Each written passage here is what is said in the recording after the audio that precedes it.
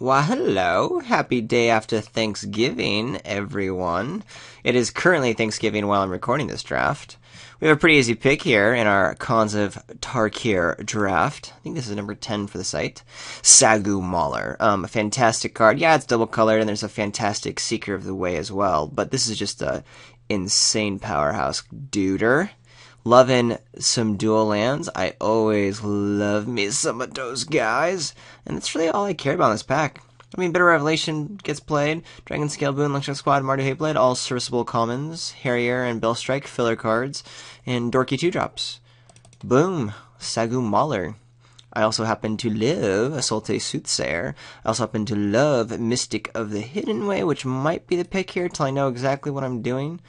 Yeah, I'll take the Hidden Way, even though I like the Soothsayer a little bit better.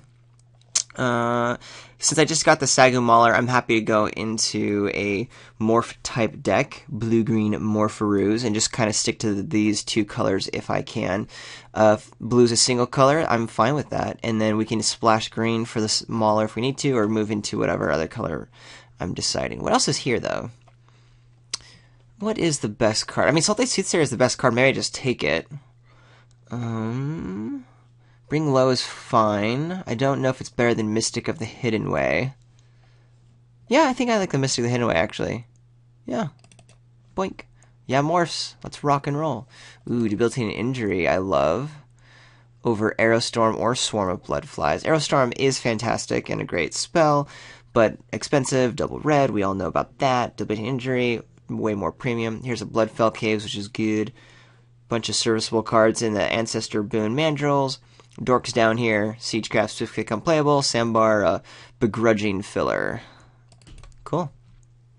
I feel like we've picked up the 3 best cards in the packs so far. Hello. Flying Crane Technique. What? Okay. Decisions at this point. The Bloodsucker is definitely playable, though I think the Mandrills goes a little bit more with what we're trying to do. Scout the Borders could even get there if we're going into the Sultai deck and we want a bunch of Delve. Can I make Flying Crane Technique work? The fact that it's getting past this late means Jeskai could start to be open. I might have to start moving to a 5-color spread, though, if I rock and roll. I'm going to take it out of power level. I don't want to be married to these first 3 picks. Already I can play the Mystic and possibly splash the Mauler. And if I start prioritizing like 5-color a 5-color deck, I can start picking up a bunch of dual lands, such as right now. Which means I think... Do I want a Crag or a Jungle Hollow? What am I more likely to be playing? If this Flying Crane Technique ends up being a hate pick and I don't go into it, I definitely want the Jungle Hollow more than anything else. But if I'm going to be base like, say, Jeskai and need just to splash in a green or a black or something... I'm going to take the Windscarred Crag. I think it's more needed in the possible splash that I'm looking here. And I don't mind. If I'm seeing all these lands this late, I don't mind starting to just, like, hoard a bunch of lands and go 5 colors with the super awesome power level I have in Flying Crane Technique, Sagu Mauler, Mystic, and Debilitating Injury. However, this pack does not lend itself to such a game. It looks like Jeskai is open. Best cards here is Shrieker, Horde Chief, Crippling Chill.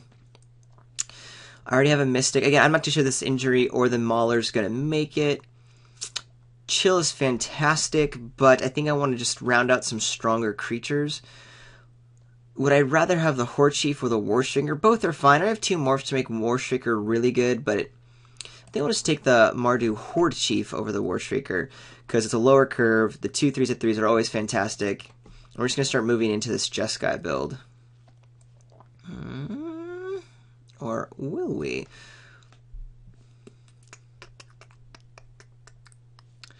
I've wanted to be trying to play this kind of like Jeskai, play spells on my opponent's turn to make cancel happen, but I'm already pretty spread out. I don't know if I want to get a double blue spell with the cancel. Bloodfire Mentor can make it. Bloodfire Expert could begrudgingly make it. The best card here is Archer's Parapet, which would go back into the Sultai situation. And Mardu Hateblade, we're not really looking to do the Black Warrior thing, so it gets way less interesting. Archer would be a safe pick. I think because I'm not excited for any Jeskai card here, I'm just going to take the Archer's Parabit and just keeping like the best cards here and just continue to see what's open. Here I'll take the Archer. It makes me go back into the Sultai build along with like a Morph build. I do like a Windstorm though for the sideboard if it's castable because it's so good against Flyers, and Flyers are so good in this format, but this also has reach, so it's kind of like taking it. Here's a late Tranquil Cove. Which I will take, since the table, it could help us if we really want to be like in this 5-color. We're a little low on lands to be super 5-color, but otherwise, if I'm taking a Sultai card, I'm taking Dragon Scale Boon, which I can pick up when I need it. Here's a Scoured Barrens. We're actually getting into the playable range of being able to actually cast all this stuff and make white a pretty easy splash, and plus we have like red, white, and Flying Crane Technique just be our major Uber splash finish. And again, I'm just passing up like a bunch of Dork 2-drops. I am noticing that though these are green 2-drops, which means Sultai's a little bit more open. And I might have just been a little too excited with Flying Crane Technique to have made it a consideration for the Jeskai deck. Here I will take the cancel in case I feel like, let's say another Flying Crane Technique opens, I just want to kind of start forcing it. Maybe that's the way to go. I doubt it, but it's there. We'll put the banner into the sideboard. If I really need more fixing and forcing this 5-color thing, then it can make it. Hopefully not. Let's start moving our morphs into proper territory. Get an idea of where we're at. Windswept Heath, fantastic card. Mardu Heartpiercer, better, but we're going to take the money here, because I always take the money. Plus, that does help with our mini theme of wanting to possibly go base green-blue with a bunch of morphs. I don't know. I'm not too sure exactly. Like, the Horde Chief wouldn't make it at that point. If I wasn't taking a money card, probably would just take the Heartpiercer. Although right now, red is kind of like the main splash. So maybe take the Sultai Charms. Those are base colors. Yeah, I'd probably take the Sultai Charm, because I'm looking for that to be the base. But really, I only saw a debilitating injury once. I don't know if Sultai was great. We did pass along that second pick, Sultai Flare, in favor of the Mystic of the Hidden Away, which I am very happy about now.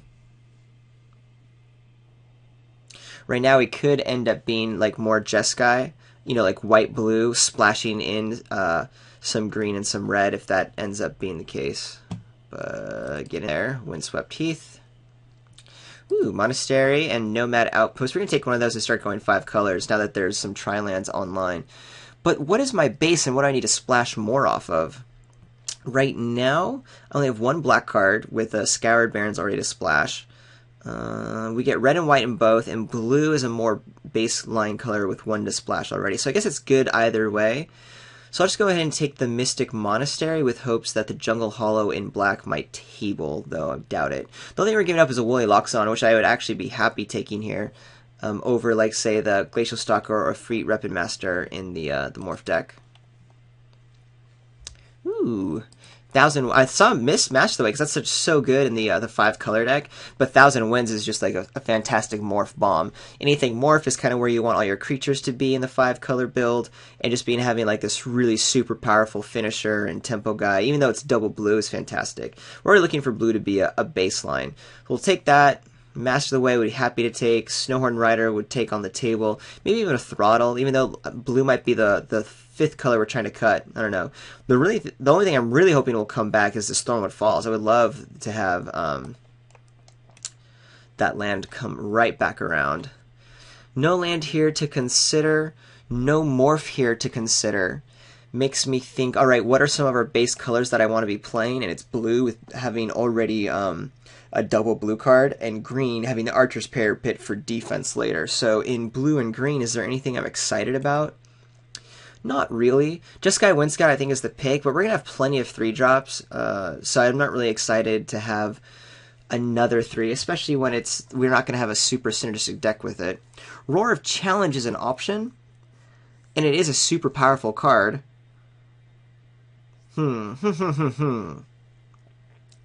It has a pretty fantastic, unique effect. But I feel like I already have that in a more powerful version of Flying Crane Technique. I'm just going to take the Windscout. It's a solid creature, and if I end up wanting to sort of, I don't know, save my draft and focus on blue in some way, this will, like, always make the cut.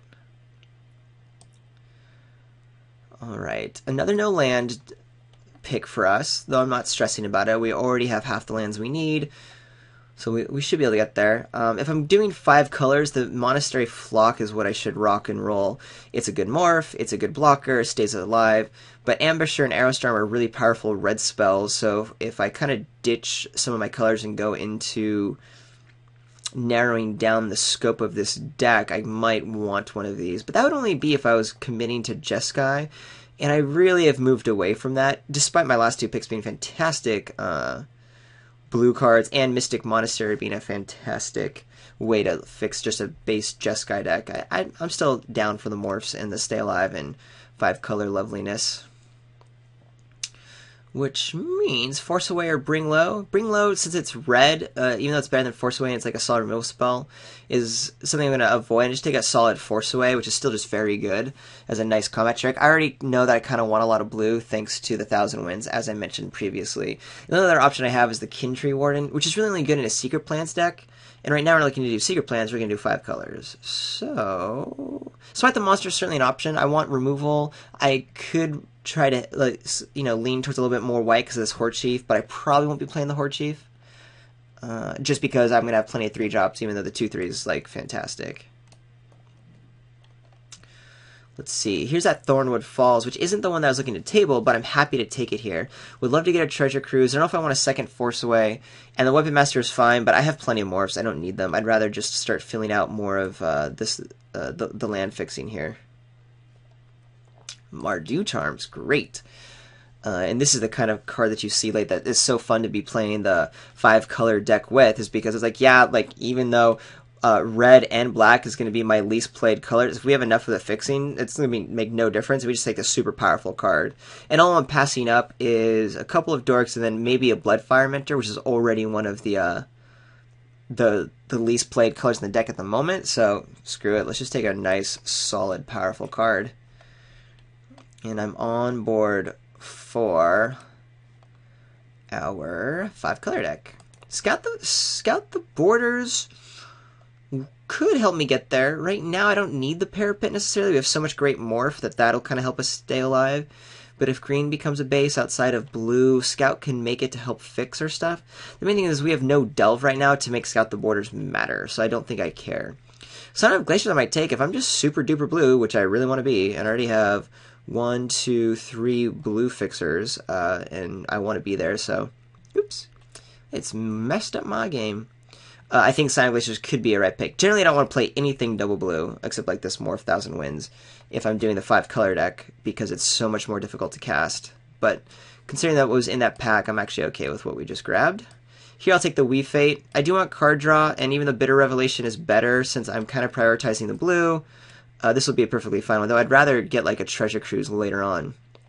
I actually love the Rotting Mastodon in the 5 color deck because it's all about blocking and staying alive. It's huge. My only worry is that black, if we minimize our black set, then it makes us our black mana, then it means the Mastodon is fantastic, but it's still like a 5 color mana, dude, so I'll take it. And I do think that if I end up wanting like a Singing Bell Strike, I'll be able to get it. Bloodfire Mentor's okay, not fantastic. None of like the dual lands tabled, so I'm gonna have to prioritize those pretty highly, which means I'm pretty behind on where I want to be in the lands. I only have 6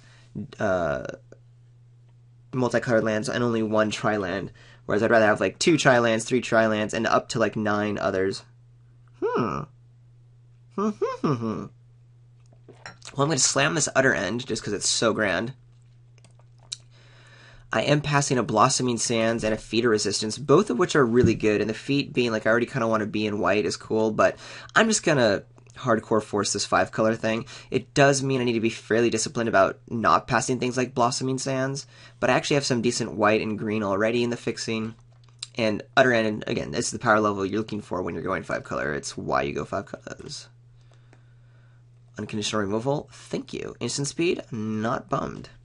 I'm keeping the Dreadmaw here in the 5-drop slot. I don't want it to be, mind you. I want to get rid of it. But right now, with where we're at with playables, it's going to be there. Alright. Savage Knuckleblade, Abzan Charm, Falconer, Rugged Highlands, Blossoming Sands. Again, I need to be taking these duels, but not at the premium level spot. Like, these are exactly the kind of cards that are just, you win the game when you play them, and that's why you're taking them. Let's just say the Savage Knuckleblade wasn't here. I would love an Abzan Charm. I would love a Falconer, and a Ruthless Ripper. I mean, look, Morph, Risk of the Hidden Way, Morph, Snowhorn Rider, Morph. Great cards. This is a great pack. Dang, look. Enoch Bonkin. War Behemoth will probably make the cut. So I'd probably take a land over it, but not over a Savage Knuckleblade. It's just too insane. Gosh, and a Mantis Rider? Alright, Greed is at the max right now. I'm just taking everything that is powerful. Let's get this guy out, because now we're going to be at 15 creatures, and I'm going to be really tight on my lands, since I've passed, like, so many lands. Here I'm slamming the Bloodfell Caves over a fantastic Heartpiercer and Bear's Companion. I have the power level on my creatures now, and a nice finisher and Flying Crane technique. Oh, I put the wrong one over. Wouldn't mind one more, like, set of finishers and, like, flyers and stuff, but who cares? Or just, like, more premium removal. But we just need the fixing. I'm going all the way. Slamming any fixing I see now, which is a bummer because I'm missing the charms, but because I'm a little behind in the fixing fixes, I want them. And I've just completely committed to 5 colors in my picks with Knuckleblade and Mantis Rider. So we'll take them and hope to, like, fill in our next... We have 2 more spells that we need to put in our deck, right?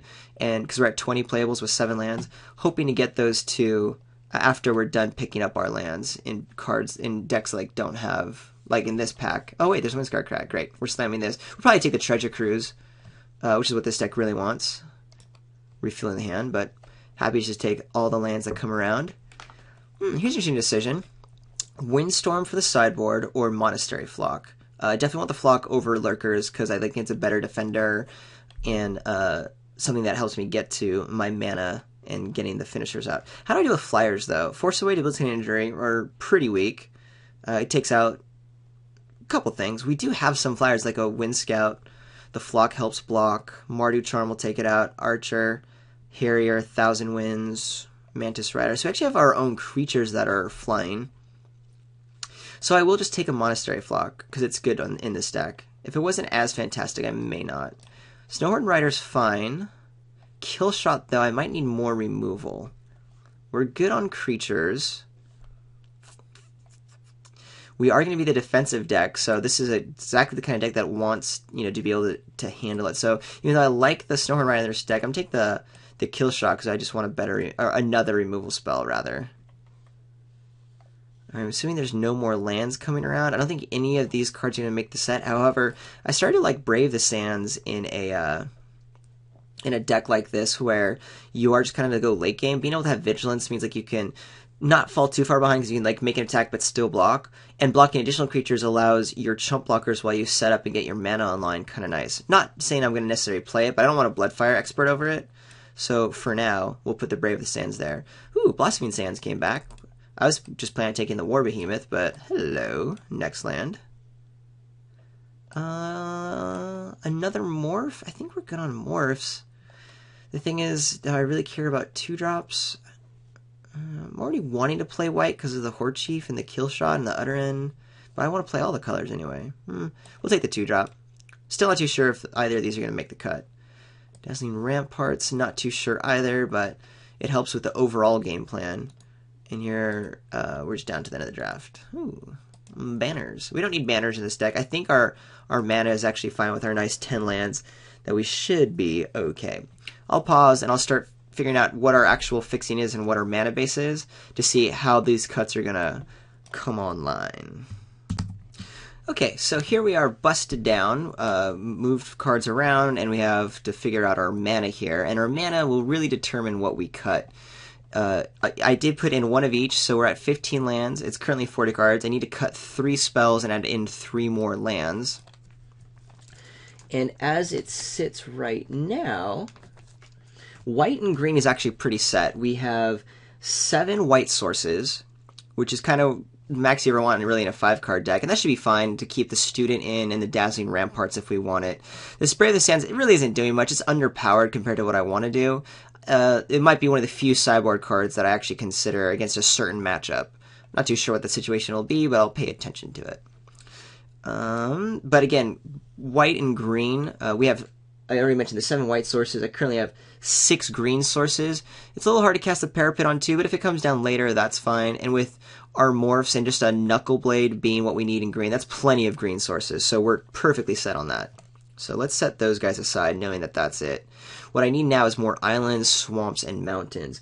Currently, I have 4 black sources for the Mastodons and then some spells.